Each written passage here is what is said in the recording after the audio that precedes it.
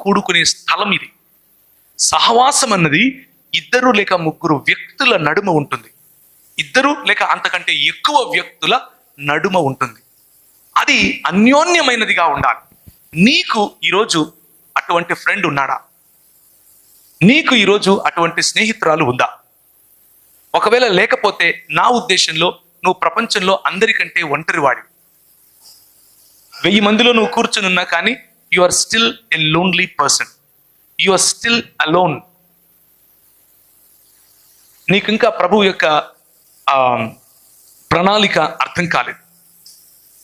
నీ పొరుగు వాడిని ఇంకా నువ్వు నమ్మలేనంత చిన్న చూపు చూస్తూ ఉంటే, he is not worthy of my friendship, వీడు నాకు ఫ్రెండ్ అయ్యేంత సీన్ వీడికి లేదు అని నువ్వు అనుకుంటూ ఉంటే దాన్నే ఏమంటారు అని అంటే తీర్పు తీర్చడం అంటారు. మళ్ళీ వద్దామా మన రోమీయులకు రాసిన పత్రికకి? రోమీయులకు రాసిన పత్రిక 14వ అధ్యాయము. ఇప్పుడు ఈ కాంటెక్స్ట్ లో దీన్ని చదివి చూడండి. 10వ వచనము.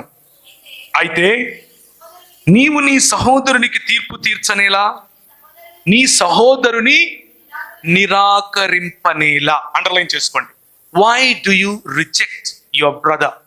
Why do you reject your sister? Why do you reject your friend? Why do you reject your mate? Why do you reject your own brother? నువ్వు ఎలా నిరాకరిస్తావు? దీన్నే తృణీకారం అని పిలుస్తారు. దీన్నే ఒంటరితనం అని పిలుస్తారు. నిజానికి ఒంటరితనం తృణీకరింపబడిన వాడికి కాదు, తృణీకరించే వాడికి. ఎందుకు అంటే వాడు మతం అనే ముసుగేసుకుని ఉంటాడు. వీడికి అంత సీన్ లేదు, వీడికి పాటలు రావు, వీడు తెల్ల బట్టలు వేసుకోడు, తెల్ల బట్టలు వేసుకుంటేనే నేను ఉంటున్నాబ్బా, లేకపోతే నీతో ఉండను. ఉన్నారా? ఆల్ నైట్ ప్రేయర్లో నువ్వు నాతో ఉంటేనే నువ్వు నా ఫ్రెండ్. వీడేం క్రిస్టియన్ రాడు, ఆల్ నైట్ ప్రేయర్కే రాడు. సో మెనీ వేస్, ఎన్నో రకాలుగా మనం అవతలి వాడిని చిన్న చూపు చూసే ప్రయత్నం చేస్తాం.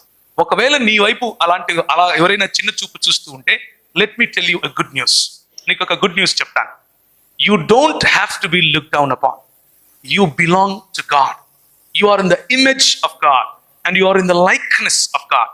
నువ్వు దేవుని స్వరూపంలో ఉన్నావు. నువ్వు దేవుని పోలిక చొప్పున ప్రభు నిన్ను చేశాడు. నువ్వు ఎంత వాల్యుబుల్ ట్రెజర్ అంటే, నువ్వు ఎంత విలువైన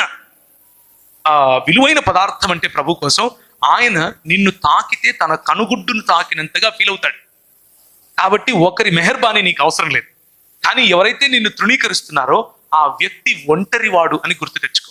ఆ వ్యక్తి మతంలో ఉన్నాడు కనుక ఆ వ్యక్తి గెట్ వెల్ సూన్ అని చెప్పండి.